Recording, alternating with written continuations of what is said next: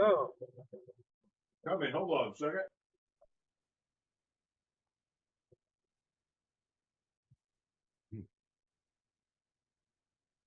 How are you?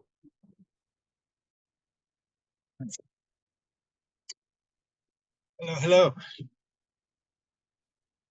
Forgive me, I'm chewing my gummies. Like Can you hear me? my, I was chewing my gummy medication. Not cannabis gummies, but gummy medication. How's it going?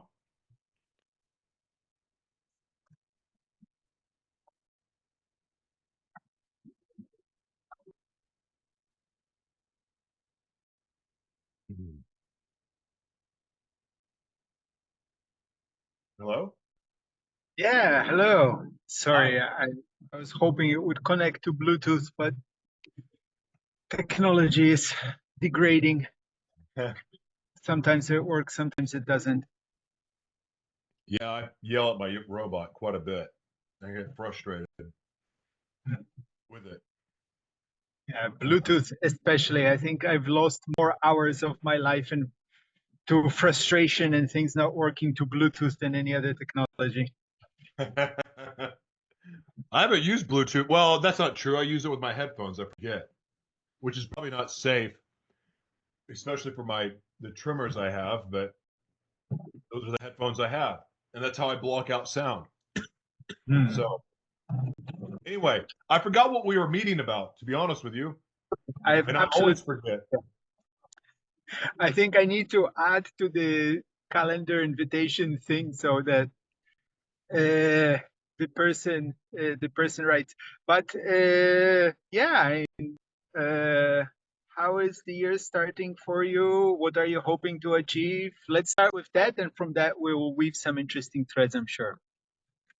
Well, my main focus right now, I mean, I do a lot of different things throughout media, but my focus is building the media empowerment centers, which are a hybrid of the Boys and Girls Club, but also like a media center that teaches all of the skills that are necessary for the fourth industrial revolution, which all business is going to essentially is run off of a media platform now.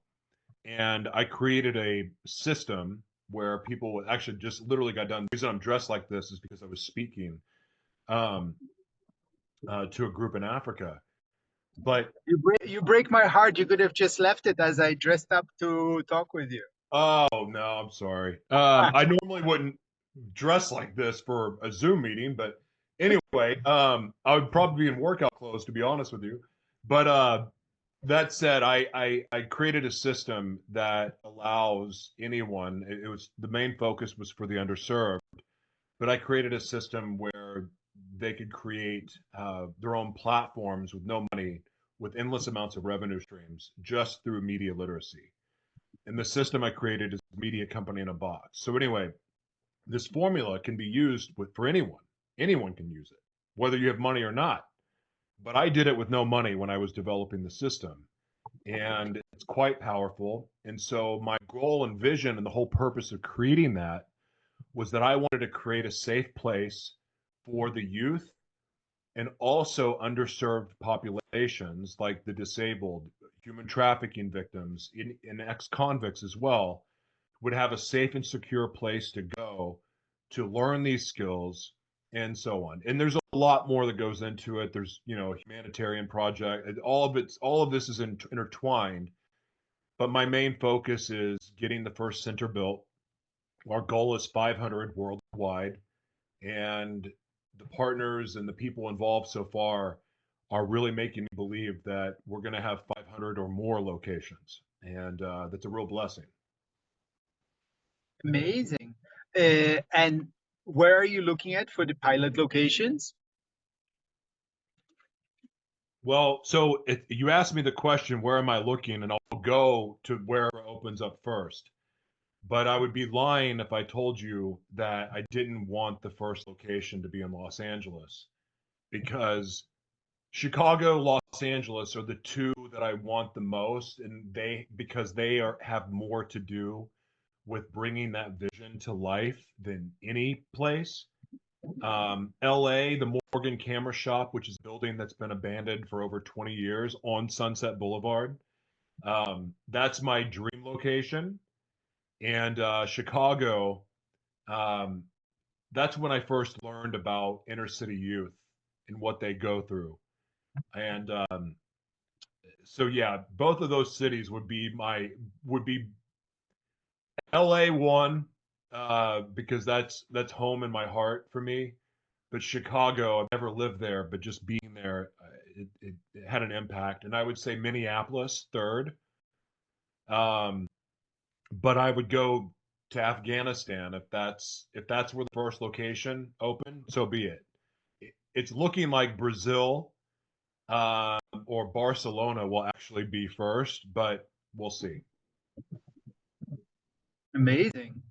Uh, yeah, that's really cool. I am uh, I am just, I guess, over the last few years, discovering slash embracing the power of media. My background is in software development, Oh, and then connected with the regenerative movement. But for 2 years, twice, I've organized an event bringing people together. You can think of it as a mashup of Burning Man and a trade show with a regenerative soul.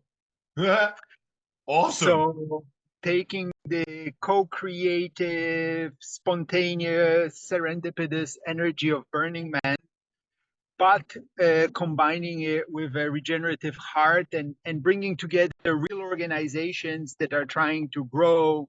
So that kind of professional aspect to it, right? I, Yeah. I think the new way, it's, you know, we we work together, and we know we work together best when we manage to connect deeply as human beings. Yes. Uh, and I don't think there's not many or any events that really do that well. So that's the idea. And of course, organizing an event, bringing people together, let alone organizing an event on a new format. Mm. It's been I guess, yeah, my first big communication journey of my life, starting at 50. And I've been doing more and more. And yeah, I discovered I really love talking with people. And my biggest regret over the journey of the last year and a half, is I had 300 or more conversations like this with amazing people doing amazing stuff.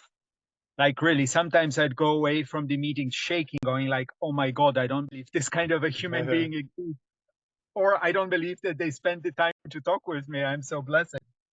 But I didn't record them, so I was like, "Damn it! This year I'm gonna start recording and at least posting some of them, because it's super inspiring." And that's really, so that's on one side. And then Mhm. just generally on in terms of building projects and getting stuff done, I guess also over the last year I came across this idea of build in public. Have you come across that? It sounds familiar, but I don't know Sounds about. familiar because it's a nice generic name, like good names are. Oh yeah, I've heard of that. Anyways, the idea is that as you're building your organization, startup, or whatever, you're sharing your journey, but Mm. sharing your genuine journey, not your advertising, buy my shit kind of thing, but like, today I had a tough day. We are struggling with this. I don't know how to do this. I'm overwhelmed. The real meaningful way. It's actually kind of funny because when I came across it, I already, for something like 10 years, I've been thinking that every startup accelerator incubator should be like a reality TV show and should be live streaming everything because it's interesting. So I've been thinking about that a lot. And I think, I don't know if it somehow fits, but it would be interesting to maybe weave into your idea space, is how to teach entrepreneurs, startups, organizations, whether in systems change space or any, how to effectively use media better, Yeah. as well as how to teach everybody how to use media to build their career. I have 3 books on that. Oh, really? I that's what I was literally just talking about in Africa. Like that, my free giveaway was my very first book on the subject. I wrote the playbook for the future of media and business for that matter. I knew So the reason why we're talking would come together. this Uh, is great. Yes, I literally have the playbook for it. I have a new version I just wrote that's more of a curriculum style, but it's because it's for the media centers.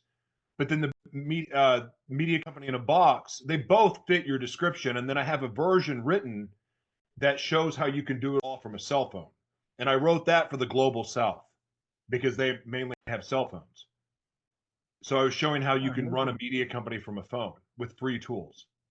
yeah, and I think for me, it's that everybody's a media company now. Yes, yes, you're preaching my language.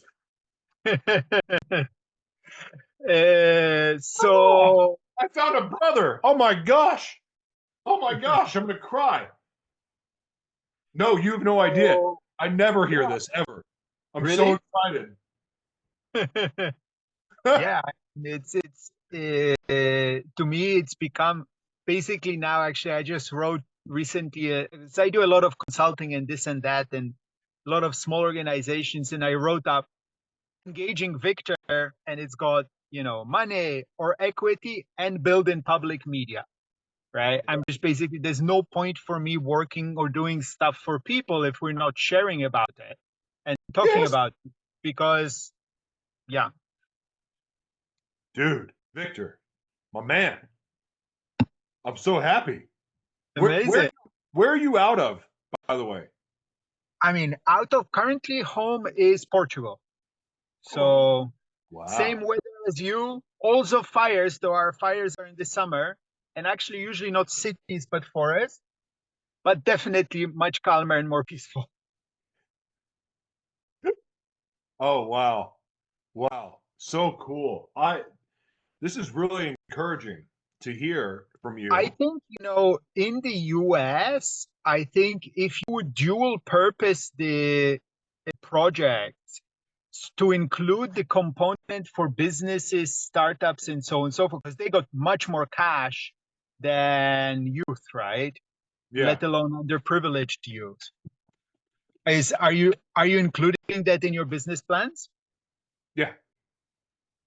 Oh yeah. It's extensive because my partners, the monetization plan that's built in, the whole philosophy and strategy. So I used to run an OTT network, which is, Apple TV, Roku, Amazon Fire. And that, and I already had a lens for product placement. And that's kind of how I was able to see all of the revenue streams because when I first realized that what I had, like no one knew about it, but I was sitting at craft services shooting the Super Bowl commercial 5 years ago. And I was looking at all of the different businesses that were there to support that commercial. And I said to myself,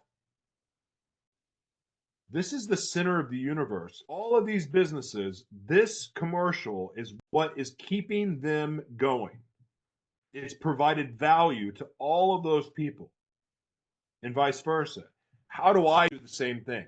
How do I provide value to that many people, organizations, different entities? Oh, media. And it gave me this model that I created that literally took the media industry as a whole and the way it's structured and just flipped it upside down and created where now it's Disney's at the top and then the companies that they own underneath it. Well, this is flipped upside down where it's very much the same model where it's all intertwined except that I'm Disney in this case, but I'm elevating everyone else. So everything, the system that I created with these bridge media empowerment centers, which is, I mean, for all the humanitarian work it does and it being like a boys and girls club and a media center and all that, ultimately what it is a network. And so this idea, and then it's a self-contained ecosystem where everything intertwines. So the building itself is like let's just say Sky News, just for fun, because I don't know it, the TV channels in Portugal. But each one is like a major, like, so each building, each location is a whole TV network or a channel. It's like, and each of those channels is going to produce multiple forms of shows and media value. The point of me bringing this up is the people, the students, are the shows. They're the Grey's Anatomy, the 2020, the whatever, the news, whatever it may be. But each of those shows, which is a person, has multiple revenue streams in it. Everything has multiple revenue streams, but the difference is in this system, it's the creators aren't the slaves. The creators are the real winners. So it's all investors win, the teachers win, the therapist win, the security wins, the investors win. I have said that already, but the students, the creatives, they're the ones who really win. But the system and the people that donate to this, that partner with us, they see the return much quicker because day one, money making activities have started for everyone. And then when you go to each location and they're all internetworked and they're all being broadcast, the revenue streams never stop. So it's set up very much like a TV network, but we've just changed the whole model. And because of the technology that we have involved, um, it's going to make a lot of things possible for very little money. So I'm very excited about it. Amazing. Permission to throw some ideas at you? Please. So one thing that comes to me is I think there should be also, for context, my background is in tech. I've done a lot. I've been working remotely for 15, 20 years or something. So I think a lot about creating community and interconnection virtually. And I think what would be really interesting, or there's a potential for also creating cross-cutting across the locations. I don't know, I'm into skateboarding, and maybe there's not so many people that are into making a skateboarding channel where I am, right? Mhm. Maybe I'm in Afghanistan.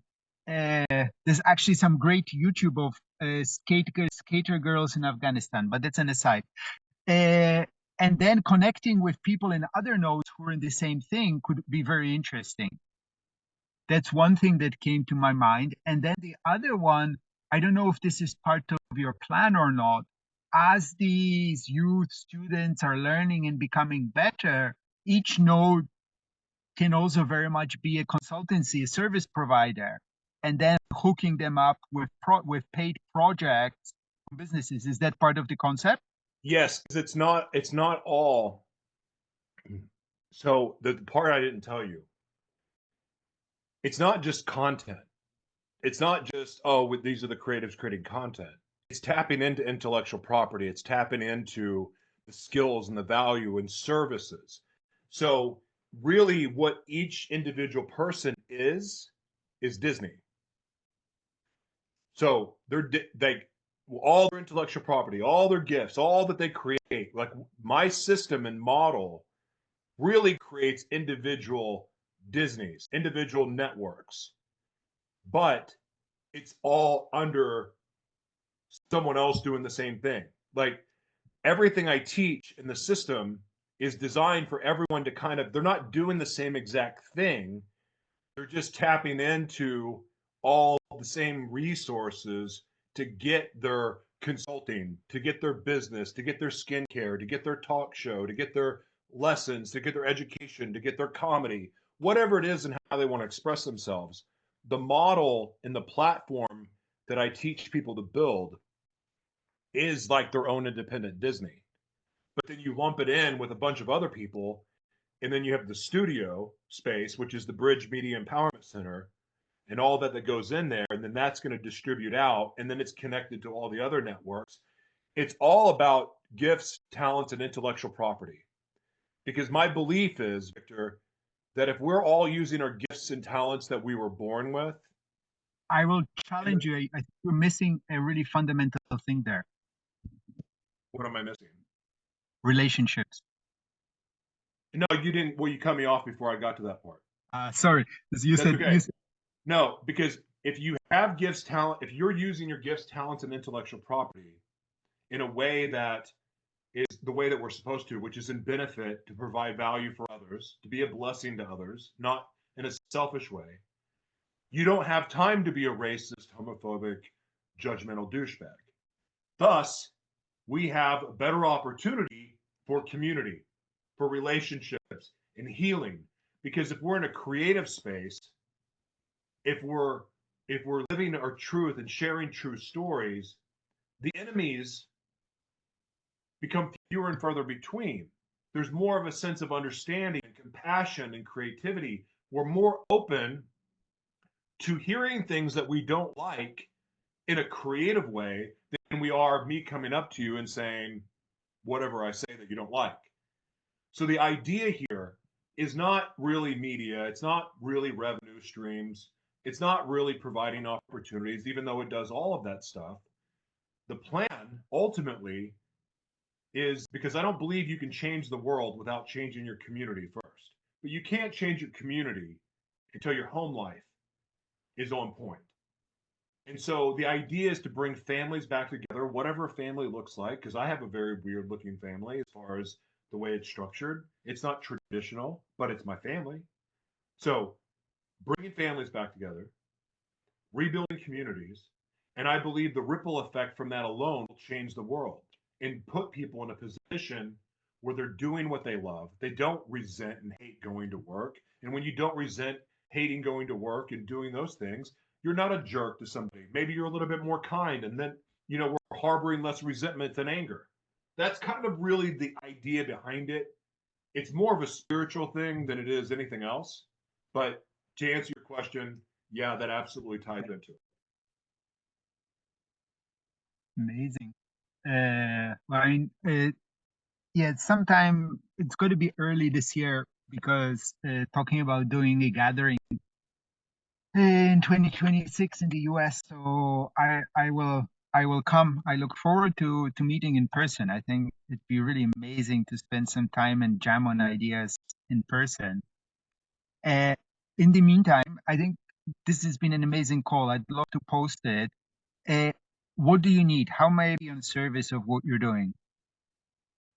Um, to be honest with you, I would love if you knew of any economic development or youth organizations that wanted somebody to teach. I mean, even virtually, people that are looking for solutions for, like, say, there's a community there that's losing all their businesses and they need opportunity, they need to revive the area. Those are areas that I get to teach in quite a bit. And I'm just looking for to serve. I don't have an agenda. Yes, I need to raise money for the centers. Yes, I need to do that. Yes, we're doing that. But serving is what has made all this possible for me. Like, God put it on my heart to serve and to give this away. And so that's what I'm doing. As far as this, what I'm talking about, I'm here to serve. So if there's opportunities to speak to youth, the prisoners, trafficking victims, economic development organizations, like, I am 100% like here to serve. And and I know everything else will work out. Amazing. Wow. What a powerful way to be in the world. I would say on a good day, that's how I feel. Uh, Good days are becoming more common, but not every day do I have the strength and conviction that you project today. That's so beautiful. I I've been through the fire and more fire and more fire. And when I thought I was getting relief from the fire, I was given more. And that taught me the joy of suffering. And learning the joy of suffering is the most, I mean, people talk about the truth setting you free. There's no greater freedom than when you can find joy in suffering. And because then you realize nothing can stop you. And that's what the last year of my life has taught me. And so that's why I can be confident. I mean, I have down days, you know, But the one thing that'll always lift me up is when I have the opportunity to talk about this mission because it has nothing to do with me. I just get to be the one to give the message and, you know, be the vessel. But it's an opportunity. Like anytime I get to share, anytime someone's willing to hear it, that to me is a gift because I never know who that one person is that says, "Oh, I've got an abandoned building in this street because we want to revitalize neighborhoods. So we want abandoned buildings." Well, I don't want something new and fresh. Like I don't mind humble beginnings, but I want to restore what had been broken and destroyed and ravaged. My life was restored. So now I It just remembered restore. me. I have a friend who's got a church in Wales. He has some concepts. He's searching for others, but it'd be interesting for you to talk with him. I'd be honored. Uh, Beautiful. All right. Well, let's be in touch. Yeah, Uh, it was a blessing meeting you, man. I'm yeah, I'm really I like you spoke my love language. So you got me all fired up. Thank you. amazing. It's beautiful. Thank you. Well, until the next time then. All right.